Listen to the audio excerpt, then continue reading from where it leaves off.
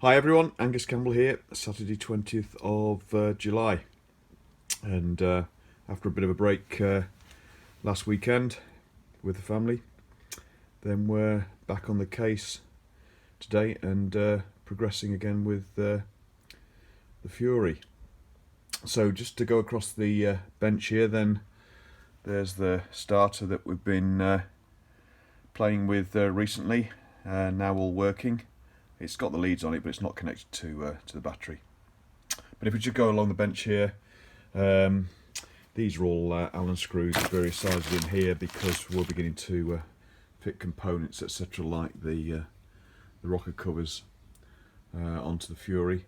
But what we were doing last time was we sort of trial fitted the final drive sprocket and its nut on the end of the output shaft here. But what we had to do was order up an oil seal that sits in here that the sprocket lip then pushes into onto the spine, and that has arrived, so we can fit that and begin working up the primary drive side. There are some of the components of the primary drive that we'll be using. That's actually the crikey, what do you call it? Can't remember. Anyway, that's the cover for the other side of the engine. For all the cam timing side. After one of the recent videos, Matt, one of my associates and subscribers, noticed there was a starter motor that Vale Onslow in Birmingham had advertised on eBay, and indeed it's a Fury starter. It's got the right back plate, and it's got the right drive with the correct gearing and the spindle to accept the planetary unit. And because I've got a spare planetary unit, then we went ahead and did a deal and purchased it. So we've got the components there for a complete spare starter, which is great. And then the other items in this tray here are all those components left to fit onto the engine. Just a quick update as well with respect to the A70 Lightning over there. Doing the odd bits and pieces to that, but in general waiting for the crank reground and left-hand crankcase welding up jobs to be completed by SRM. The job's been over there probably 3 weeks or so now, but I was told it might be 4 to 5 weeks. But anyway, as soon as those components are ready, we'll go and pick those up, and we'll continue then with the Lightning. But that's all there ready to begin accepting the engine. So I'll get set up here, do a bit of tidying up, and then we'll get on progressing the primary drive side on the Fury. Okay, I was going to set you up on the stand, but I can't get this into a position where you get a good close-up view. So we'll do it sort of manually in steps. So first thing, there's the oil for the final drive, oil seal I should say, for the final drive. There's the band, and that fits on the inner surface of this. So this is going to go on in that way round, like so. So what we'll do is I'll just go on and press that in, and then we'll take it from there. So give me a couple of minutes and I'll be back. Right folks, just to show you that that's beginning to go in quite nicely. The way that I'm doing this is I'm putting the sprocket on the reverse way around, and in that way then I can get something on the end here, and then slowly tap it in. But that seems to be going in well. Just a bit of a lip left on that, but let's keep going. gently tap that in, press it in, and I'll bring you back.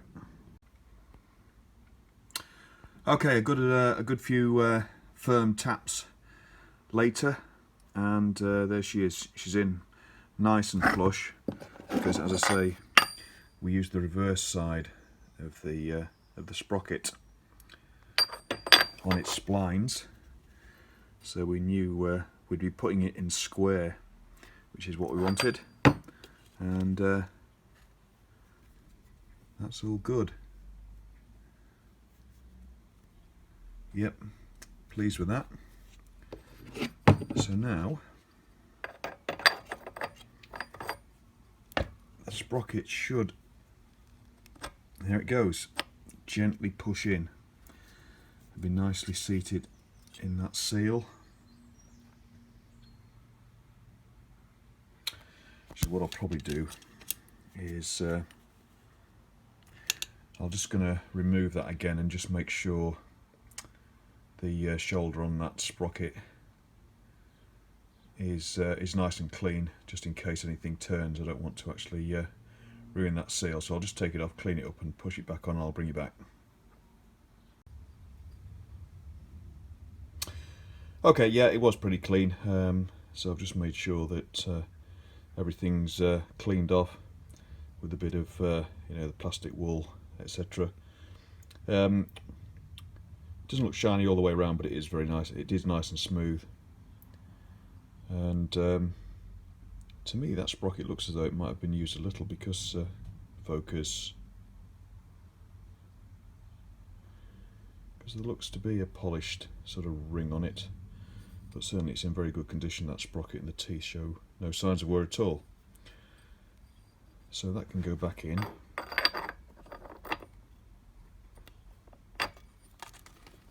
Push into the seal gently.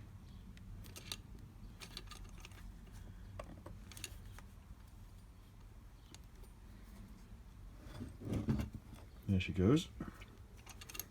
Nice and easy.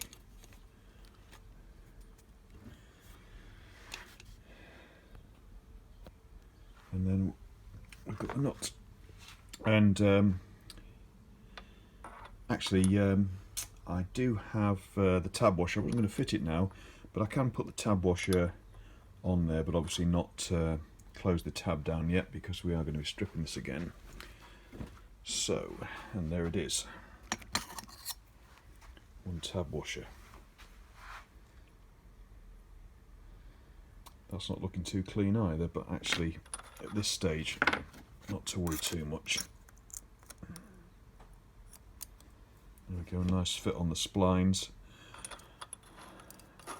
And once this is fitted properly, then as you can see, it's just a flat washer, but it does fit on those splines very snugly. And then all you do, once this is tightened it, normally for the final time, is just bend over one edge of it to go onto the flat of the nut, and that's very effective. So there we are, that's that job done. And then you can see the protruding face of the outer shaft from the gearbox then acts as your sealing face for the oil seal that we're going to fit now into the centre of that sprocket cover. And then everything should be sealed up, both from the sprocket, from the gearbox side on the other side of the sprocket, and from the primary drive on this side of the sprocket. So that would be all good. The other aspect is that there is a gasket, obviously, that fits on the plate mounting face, and I do have those, so that's good. So next thing is I'll just fit the this oil seal into this cover, and that's the inward side of the primary case, so the oil seal spring wants to be on this side too, that way around. So we'll just do a quick press of that in there, and I'll bring you back. Okay, there we are, all done. Cleaned up a bit, so it's nice and bright, but also that seal is in, and it's and I've actually pushed it in from this the back side of this cover, so it's flush with this flat back plate, because obviously you want it on that shaft as far as possible, and that's why if you look on the inner side of it, there's a bit of a lip there, and if you'd pushed it in from this side, I don't think you'd have got a good seal. It wouldn't have gone completely onto this outer shaft. So that means then we can push that on, or twist it on gently. There it goes, it's on. There's the shaft there just peeping through the seal. So the lip's a bit close, but it's definitely on it. So that's good. So it's a case then of lining up the holes. There we go, like so, for the 6 screws.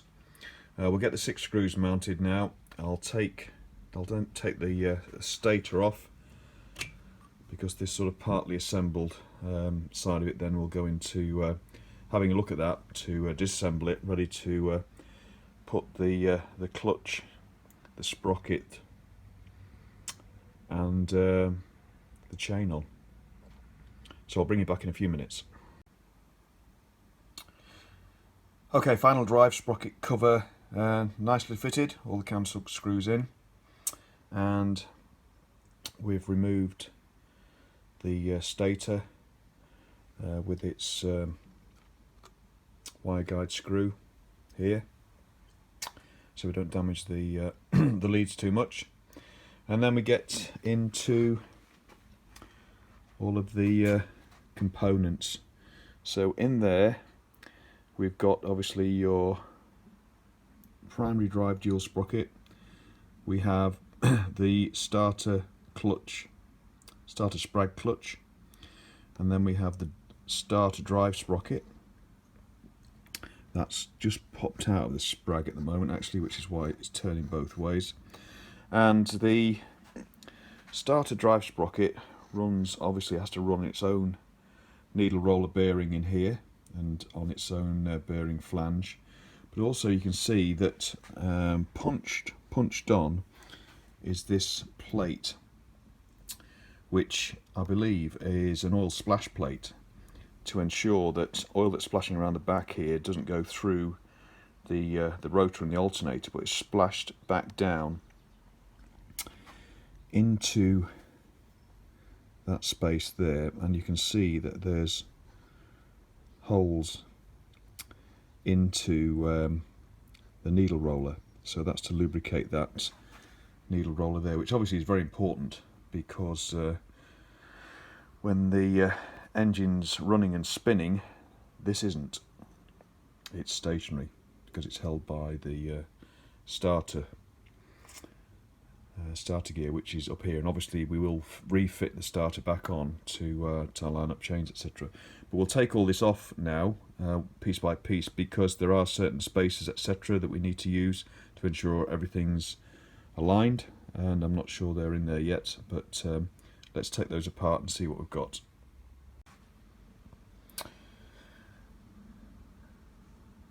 So there's a view of the primary drive crank sprocket, the sprag clutch and the starter sprocket with the oil splash guard, and it's all looks quite snug there. The sprag is, well, originally it was riveted to this. In this case what we've done there, that's not an original sprag, that's off a Japanese bike, and we found it to be a very, very close fit, and what we've done is just ground down the shoulder of this starter sprocket to fit this sprag. We didn't have to do much to that, but the dimensions of this sprag were almost perfect. You can see there's a couple of spaces being used down the bottom there. In this case we've screwed the sprag onto this as well rather than riveted, but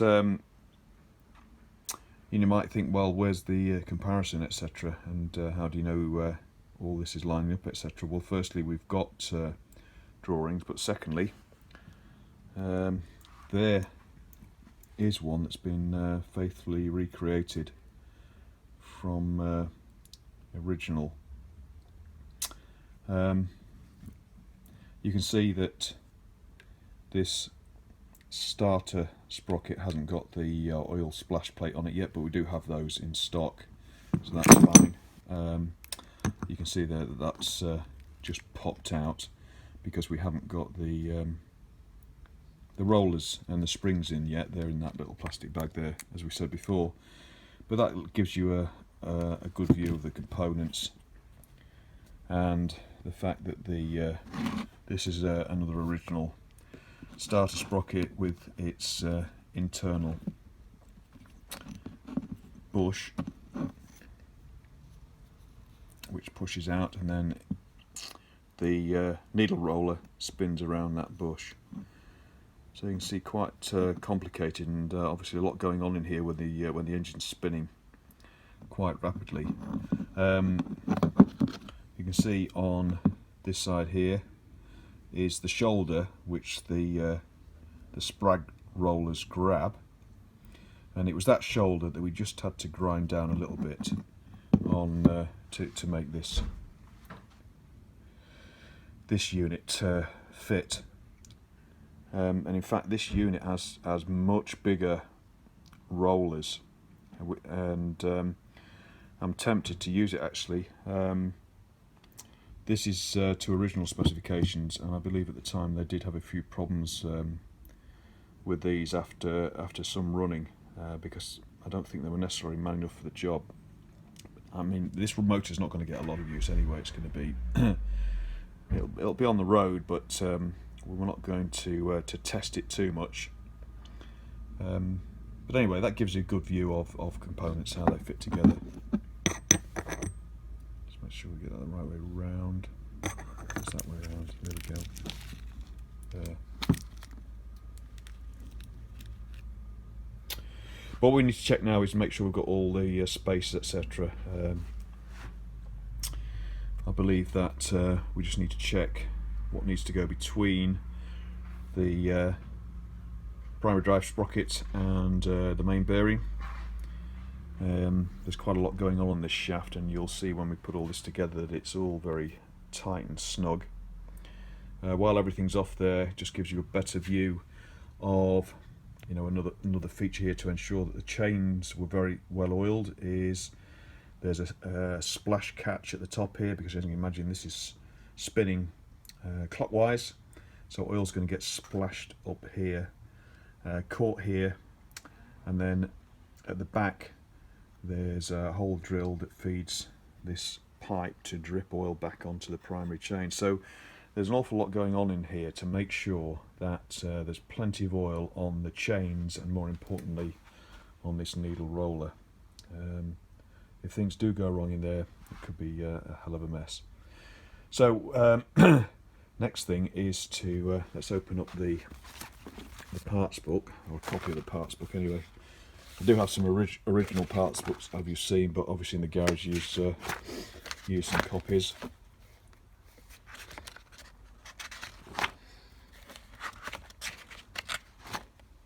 And we'll just check final drive side, and there we are. So firstly, there's the final, obviously, primary chain crankshaft sprocket. So there's a thrust washer, I think 31 shim. So that's a shim for alignment. I do have some shims, but we need to check the alignment once we've got all this together. We've got this. That's the centre bearing, or it would have been a spacer if this if the motor didn't have the optional electric start, so it wouldn't have the starter clutch and the starter sprocket. But we've got the starter clutch and starter sprocket, and there it is. We do have that already fitted, that what they call the distance piece, engine sprocket to starter driven sprocket, that's in. And then on the outer side we've got that washer there. It's just the thrust washer for the alternator rotor, which again we've got. So all we've got then, we've got all the components. All we've got to check once we've fitted up is whether we need to shim between the primary chain dual sprocket and how it sits against the main bearing. Right, okay, so we'll what we need to do next then is, so we've got those components sorted out for this end. What we need to do now is put together the components that sit on this end. So again, I'll refer to the parts book, and we'll get all components laid out on the bench ready to fit. Right, folks, I think we've got everything except for one part, but let me explain that in a moment. So we've got all the components that we took from crankshaft with respect to starter drive and primary chain drive. So we're looking at the clutch side. We've got duplex chain, then working to the clutch. Right, so first of all, we've got the clutch hub. Onto the clutch hub will fit the clutch basket, and in this gap round here will be the rollers. So we've got a set of rollers, they're in there, you can just about see those there. And then in the centre here we've got to build up the shock absorber, cush drive, and that's these components here. So there's the back, the centre and the face plate, screws to screw it together. However, in the centre here we need a spider, and in between the spider arms and the outer here then we've got the cush drive rubbers, and we've got those, but I can't find the spider, and it's got to be here somewhere because I'm sure I've purchased a complete clutch at one point, because this clutch is common to can't remember off the top of my head, either it's B25 anyway, can't remember whether it's Starfire or whether it's Gold Star SS. So it's not a problem if we have to get another one. But just going over to the parts book again. Here we go. Get in the right place. So there's the spider there. That's what we're missing. Everything else we have, and there's one here somewhere. Other thing is Woodruff key, because that obviously is required for the shaft there. So the first thing that we will be doing once I've got all the components is the hub goes onto the shaft, and then we start building everything up around it. The next thing is to put the basket on there with the rollers, and of course that can be fun and games, but I usually pack that with grease to keep all those in place while we're putting all the other parts on. But I can't really do that until we can actually assemble the shock absorber, and I can't do that without the spider, because we can pre-assemble this ready to go on to the hub there. So what I'll do is I'll hunt for that, and we'll leave it there for now, and in the next video we'll start assembling this once I find the spider. Okay, thanks very much for watching, everybody. See you again soon. Cheers.